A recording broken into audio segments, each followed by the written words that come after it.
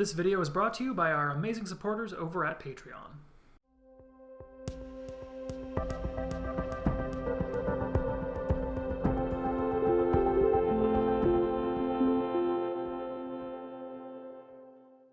Hey everyone, it's Ben from Board to Bits. In this video we're going to be diving into actually creating our building generator project. So to start here in Unity, I'm going to create a new project. I'm going to call it Building Gen, and it's going to be in 3D, and I'll create the project. Once everything's loaded up, we're going to create a few scripts that will create the parts that constitute our building. I will note that I'm using Unity 2018.3, however I'm not doing anything that's really in-depth in any new features, so this should work with pretty much any version of Unity that you're going to be using. So I'm going to create a new folder called Scripts, and then in here I'm going to also create a folder called Building Parts. Now we're going to have a couple of scripts outside of here as well. The first one is going to be the generator itself, since that is not a part of the building. So I'm going to call that Building Generator. And then a second script, which is going to be in charge of actually running this. The building generator is going to be a static class, so it's not going to be able to use things like the awake function or the start function. So I'm going to create a second C# script called Building Demo, which will be what we use to actually initiate everything. Now within our Building Parts folder, we're going to need to create the scripts that are going to be those parts of the building, the things that we established in our grammar. Things like the building itself, the wing, the story. However, we're not going to have to worry about the things that are plurals because those are really essentially just arrays of these classes we're creating. So you don't have to create one for every single production rule, just the ones that are kind of singular nouns. So in here I'm going to create a C# script called Building. Create a second C# script called Wing. A third C# script called Story. We've got two more. One will be called Roof, and the other will be called Wall. So 7 scripts in total. We're going to be working with all of these. We can start out by jumping into our building. It does help to create all the scripts too, because we're going to be referencing different class names, and so it helps for those to exist ahead of time. So with our building, we do not need it to be a monobehavior. This is actually just going to be kind of the data of our building, so we don't need it to actually be a component on a game object. I'm going to therefore also delete start and update, since those are kind of meaningless, as it's no longer a monobehavior. And I'm going to put a couple of variables in here. The first one is going to be a vector2 int called size. And then secondly, an array of wings called wings. So this is where we see like this right here kind of represents that when you have your building in your grammar, it can become some set of wings. This is that set of wings. I'm also going to create some getters for these.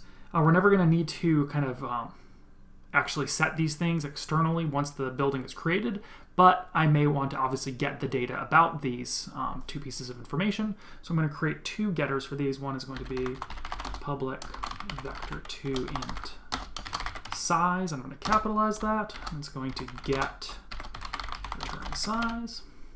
The second one, public wing array wings get return wings. Okay. Next, we need the constructor for this. And every one of these building parts is going to have a constructor that we can call when we first want to create it that's going to tell it what goes inside of it. And this is going to be sort of a, not exactly a recursive process because we're not calling the same method over and over, but for example, in this case, we're going to call the building, set its size, set its wings, which means we're going to need to create those wings. So it's kind of go in for at each level. When we create the building, we then need to create the wings. When we create the wings, we need to create the stories. It'll kind of cascade down from there. So for this constructor, we're going to say public building, and we're going to pass into it an integer called size x, an integer called size y, and an array of wings. Now the reason I am using the two integers here is because oftentimes when we're dealing with something like a size, we're not going to have a vector2 int all ready to go, so we don't want to have to just create a struct just for the purpose of creating this. So instead what I'm going to do is I'm going to pass it in as two separate integers and then let the constructor create that vector2 int struct at this kind of construction time. So all we have to do in here is we're going to say size equals new vector2 int size x, size y. And then for the wings, we need to specifically say this dot wings equals wings, so that there's sort of a clarification between the array of the instance we're creating and the parameter that we've named here.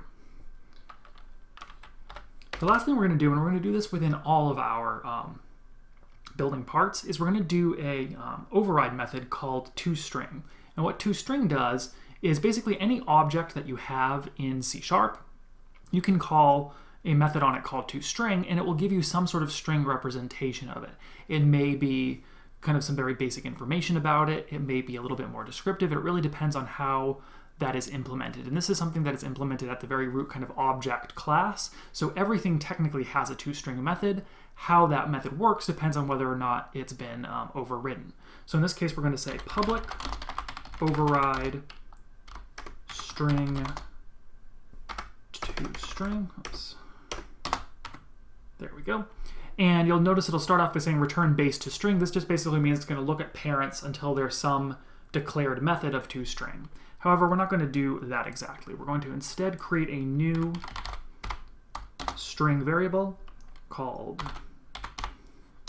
building, and it's going to equal the word building. And I'm going to put colon and parenthesis there, plus size.toString, and so this will give us the vector2 int returned as a string, plus a semicolon to separate out. We're also going to have plus wings.length plus closing parenthesis and then a new line character.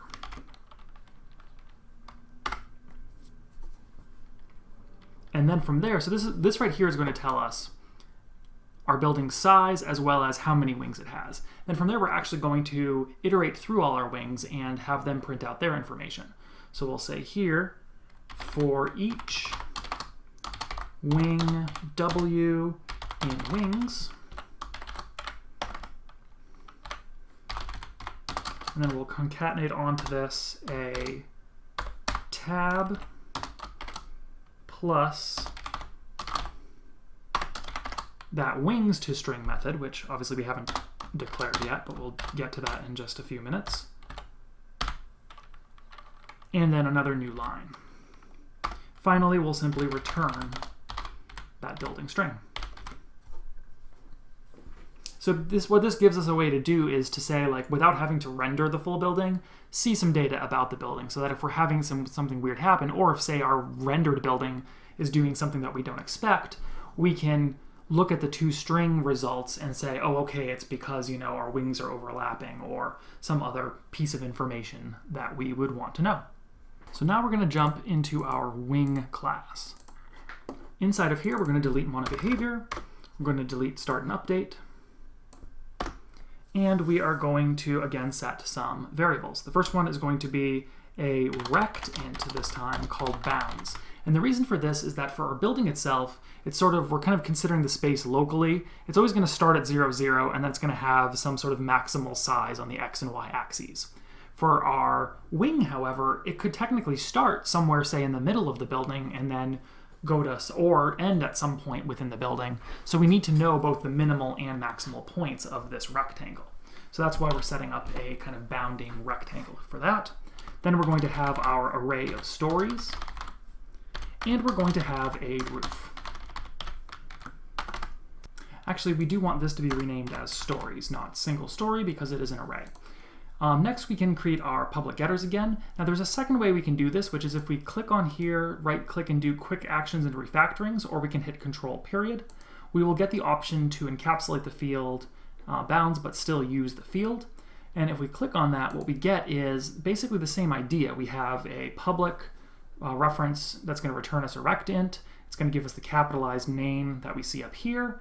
And it's going to give us our get method, but it's going to be done as a lambda rather than as the actual kind of get return method there. However, we do want to make sure that we delete the set method because we don't want to ever be able to publicly set the bounds once the wing has been created. So you can certainly use this approach.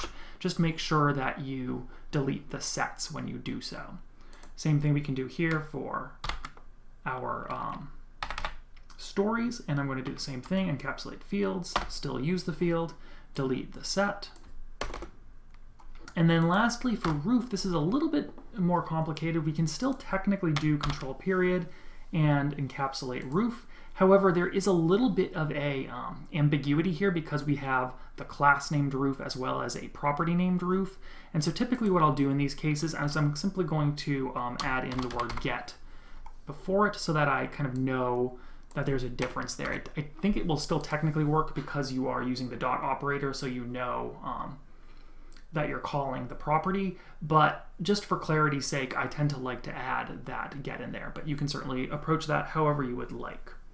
Now from there, we are going to add our constructors. Now for this one particular constructor, I'm actually going to add two different types of constructors, or two different kind of variations on it. The first one is just going to set a kind of empty wing with the bounds, and that's mostly so that we can possibly do some referencing to the wing if we need to before everything else has been built. So I'm going to say here public wing rect int bounds, and then simply set this dot bounds equal to bounds. Secondly, we're going to have a wing constructor that actually takes in the bounds, the stories, and the roof. And so this will be public wing that'll take in rect int bounds. It'll take in an array of stories called stories, and it will take in the roof called roof. And in this case, we will actually just set all of these. So this dot bounds, this dot stories equals stories, this dot roof equals roof. Okay. Lastly, we're once again going to override the toString method. So we'll say public override void toString. And again, we're going to delete the base toString here, and instead we're going to create a string called wing equals wing parenthesis, or rather, yeah, wing parenthesis, and we'll say in here we're going to add this time the bounds dot toString so we can see what all four of those values are, plus colon a new line, and then from there we're going to say for, oops, need that ending semicolon, for each story s in stories, we are going to add in to wing. We're going to say wing plus equals. We're going to add another tab, s.toString for the story, and then another new line. Lastly, we also want to add in the roof's information, but that we don't have to iterate through, so we can simply add it at the end. We'll say plus equals, another tab, plus roof dot toString, plus a final new line character. And then we'll return that wing string. And so that again is just kind of spitting us back out this data of this is what the wing is. Next, we can move on to the story. This is going to work very similarly now. You're going to see a lot of kind of repetition here, so I'll probably try to get through these a little bit quicker. In this case, we're going to store the information of the level that the story is on, and this is going to be important for tracking whether or not we should be putting doors on this particular story. So we're going to have a level, and we're going to have our array of walls that the story has. Again, we will do our properties. We will get rid of our setters.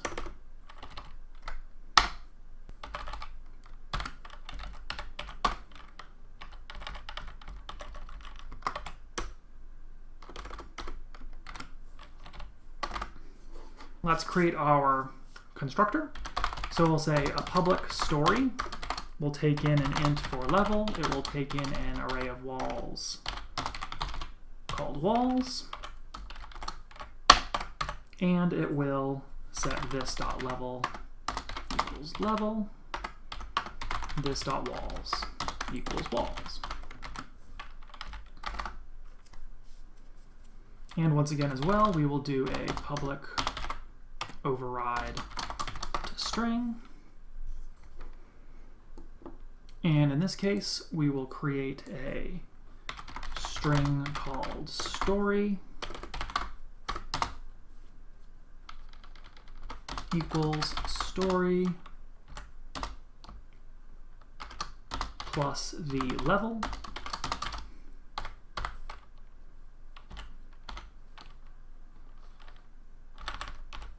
Add a colon in there before the new line. And then we'll say story plus equals. And we're going to add, in this case, we're going to do the walls a little bit differently. I don't want this, because there could be potentially many walls on a single story.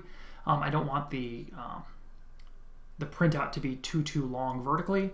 So what I'm going to do is I'm going to do all the walls on one line. So I'm going to treat this a little bit differently here. I'm going to do double tab this in now and then say walls. And then we're going to also from here now add for each wall W in walls, we are going to add story plus equals W.toString plus a comma. This will technically give us one extra comma at the very end of the line. That's unnecessary, but the effort of including the logic of deleting it or not having a last comma isn't really worth the return on investment for us. So we'll simply return story right here. Okay. Now we can move on to the roof. Now the roof is really just kind of a holder. It could almost be a struct really, but I'm going to keep it as a class for now. We're going to delete the monoBehavior. It's really just going to be a holder for A, what type of roof it is, and B, certain type of roofs we're also going to care what direction they're pointing. For example, if you have like a peaked roof, it could be going kind of north to south or east to west, and so we want to keep track of that. So I'm going to have actually two enums to store this information. The first one is going to be a public enum, and I'm going to put these below here because we may at one point want access to these. So I'm going to keep this public and outside of the roof class. In fact, I know our renderer is going to need to know this information, so I'm going to keep them accessible. And so I'm going to call this roof type. And roof type is going to have four possibilities. It's going to be a point, kind of like a church steeple, a peak, kind of like just like an A-frame house where you have that kind of triangle roof. There's going to be a slope, which just slopes down on one side, and a flat roof. And so really for its peaks and slopes that we're going to care about the direction. And so we're going to have a second public enum called roof direction. And this, in this case, is going to have four as well. It's going to have north, east, west, south. And I am going to quickly add, just for reference here, I'm going to say that this is the positive y. This is the positive x. This is negative, oh, whoops. I also want these actually going in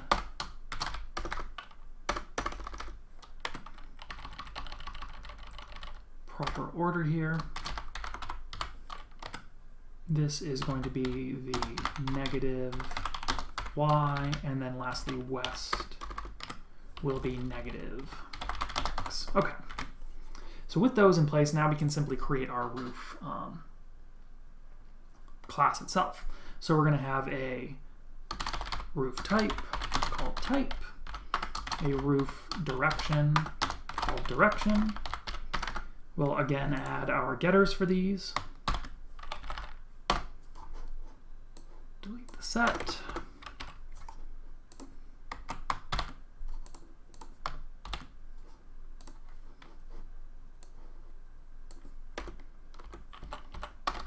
And create our constructor, public roof, which will take in a roof type,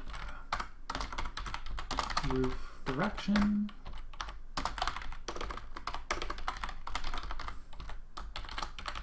simply set both of those variables. This dot type equals type, this dot direction, direction, and we will do a quick public override to string as well in here. In this case, we don't have to iterate through anything. We're simply going to return a string that contains the roof information. So we'll say roof plus type dot to string plus, and in this case here we're going to do a little bit of logic, because if the roof is peaked or if it is flat, then we don't need the direction, but otherwise we will want it. So I will say here at this point, if the type of roof equals roof type dot peak, or type equals roof type dot flat, then we will simply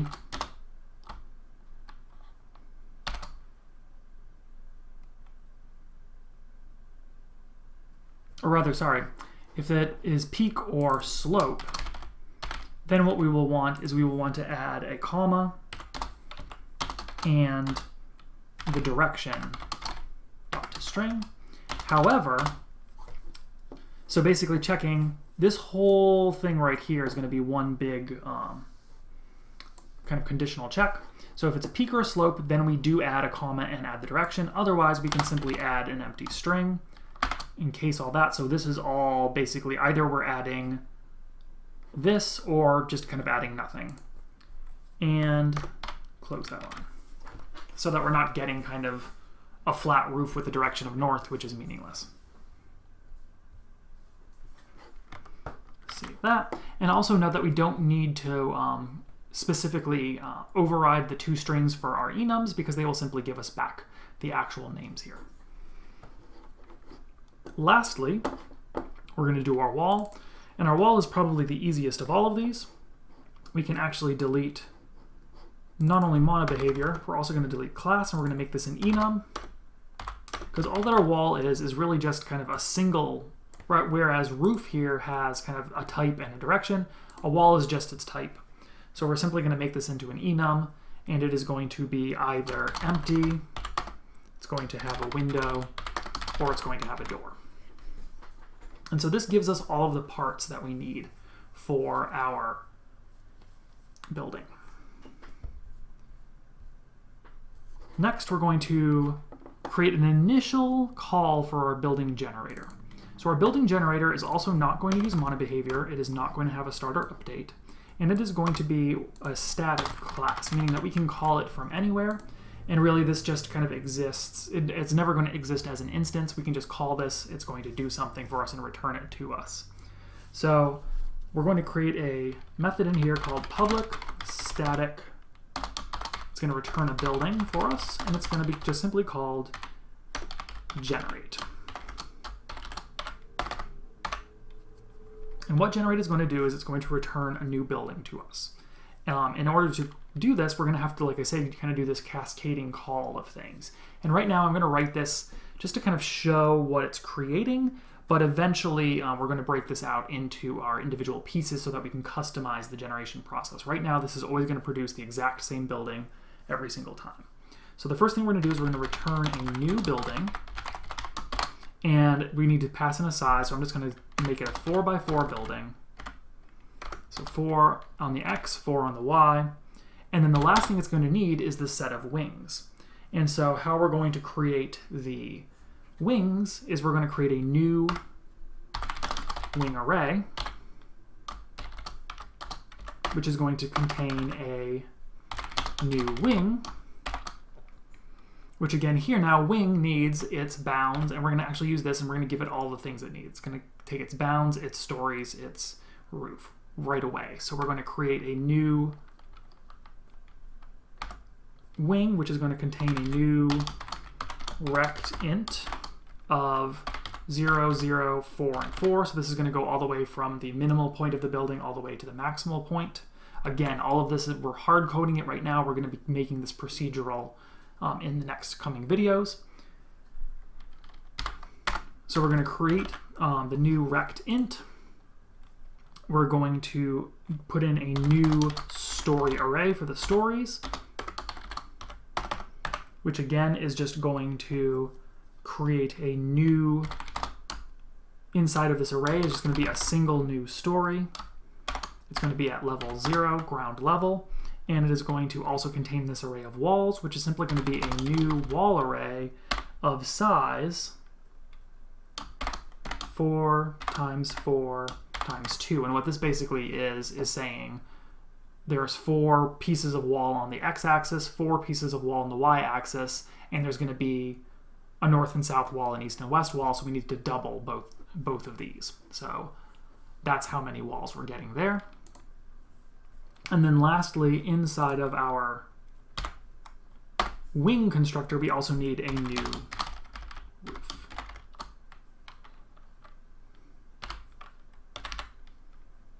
And the new roof is going to need to be defined with a roof type of, we'll say we're just going to make it a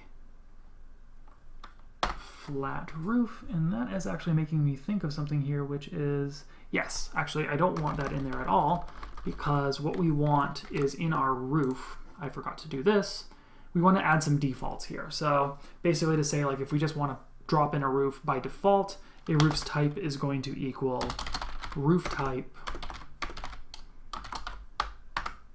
dot peak, and our roof direction is going to equal roof direction dot north, so that if we don't put in one of these things, it will always default to a peak roof or the direction of kind of a north or potentially north-south going facing roof. So now we can actually keep this just as a single, we don't have to actually put in the parameters there. So all of this is contained in the new wing constructor, which then gets placed, this new wing gets placed into the array of wings that gets called by our building. So let me just double check now. It looks like there's something, just need a semicolon there.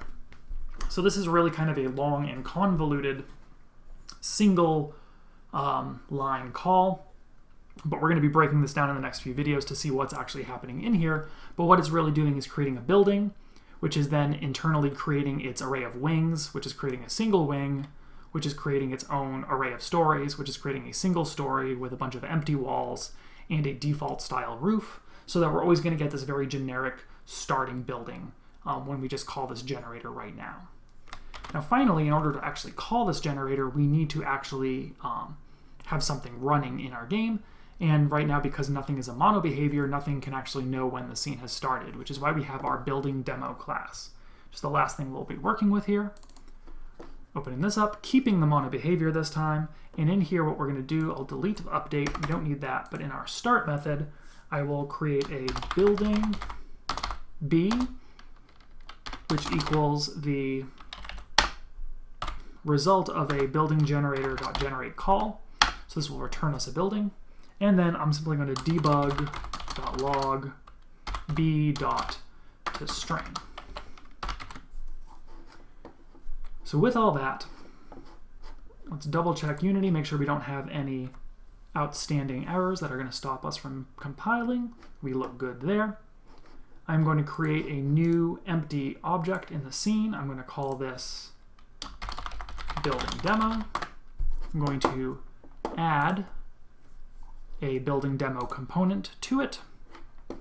Don't have any settings I need to set. Now I should simply be able to hit the play button, and what I'll see is that this will run, call the building generator static class, and create a building and print out its information here to the console.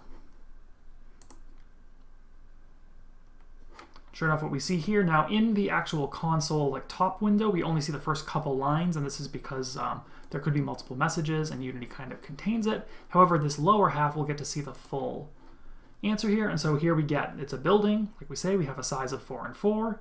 It's got one wing. Here is the wing.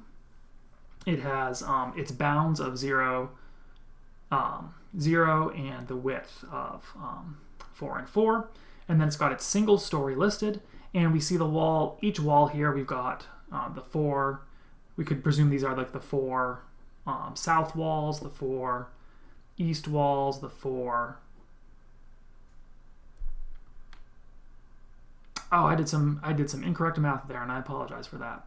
I have too many walls here, and that is because I did 4, where is it here? 4 times 4 times 2, and this should really be, put this in a second set of parentheses, and this should be 4 plus 4 times 2, because it's the, say, north and east walls, and then times 2 to account for the south and west walls.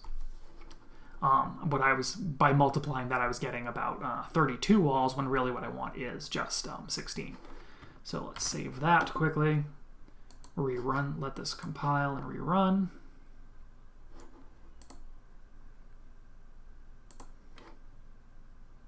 There we go. And now we see we have the south walls, say, the east walls, the north walls, and the west walls. And then lastly, we have our default roof, which is a peaked roof that goes north to south. And so this is really, like I say, this is just showing kind of the general data of what our building will look like eventually. What we can do is we can also create an actual renderer, which instead of just printing out into the console, will actually take pieces, some sort of 3D modeled pieces that we're going to be downloading, and create our building so that we can see it.